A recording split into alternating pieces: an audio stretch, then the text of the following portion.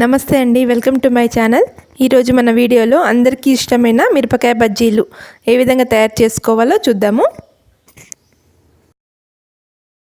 మిరపకాయ బజ్జీల తయారీ కోసం మనము లావుగా ఉన్న మిరపకాయలు తీసుకోవాలండి. లావుగా ఉన్న మిరపకాయలు అయితే కొంచెం కారం తక్కువ ఉంటాయి, అదే సన్నంగా ఉన్నవి కారం ఎక్కువ ఉంటాయి. అందుకని లావుగా ఉన్న మిరపకాయలు తీసుకోవాలి.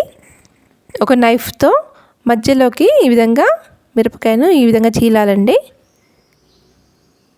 మిరపకాయ మధ్యలోకి ఇలా చీలి అందులో ఉన్న సీడ్స్ అన్నింటినీ తీసేయాలి. సీడ్స్ని తీసేయడం వలన కొంచెం కారం ఏమన్నా ఉంటే పోతుందండి. అన్ని మిరపకాయలకు ఈ విధంగా సీడ్స్ని తీసి పక్కకు పెట్టుకోవాలి.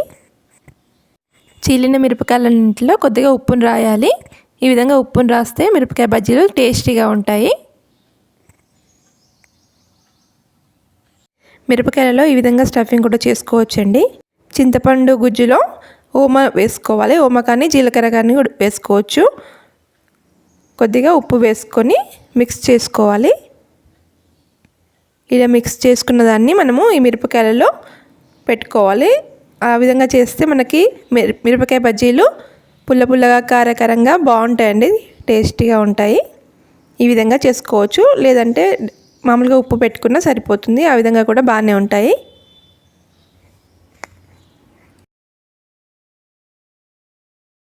మిరపకాయ బజ్జీల కోసం మనము శనగపిండిని తీసుకోవాలండి.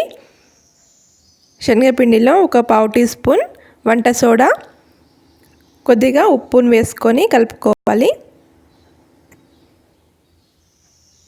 ఇప్పుడు కొద్దిగా వాటర్ వేసుకుంటూ మరీ తిక్కుగా కాకుండా పల్చగా కాకుండా మనము దోశపిండి వేసుకుంటాం కదా, అలా ఆ విధంగా బ్యాటర్ని ప్రిపేర్ చేసుకోవాలి. కొద్దిగా వాటర్ వేసుకుంటూ చూసుకొని కలుపుకోవాలండి.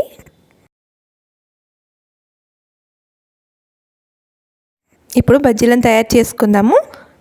ఫింగర్స్ని మిరపకాయకి మధ్యలో ఇలా పెట్టుకొని శనగపిండి బ్యాటర్లో డిప్ చేసి వేడిగా ఉన్న ఆయిల్లో వేసుకొని ఫ్రై చేసుకోవాలి. వేడిగా ఉండాలండి ఆయిల్. చూడండి, ఈ విధంగా మిరపకాయ మధ్యలో పట్టుకొని శనగపిండిలో డిప్ చేసుకొని వేడిగా ఉన్న ఆయిల్లో వేసుకొని ఫ్రై చేసుకోవాలండి. ఒక సైడ్ కాలిన తర్వాత ఇంకో సైడ్ తిప్పుకుంటూ మంచిగా గోల్డెన్ బ్రౌన్ కలర్ వచ్చే వరకు ఫ్రై చేయాలి.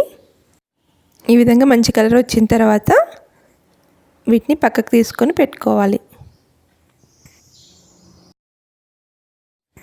ఎంతో టేస్టీగా ఉండే మిరపకాయ బజ్జీలు రెడీ అండి.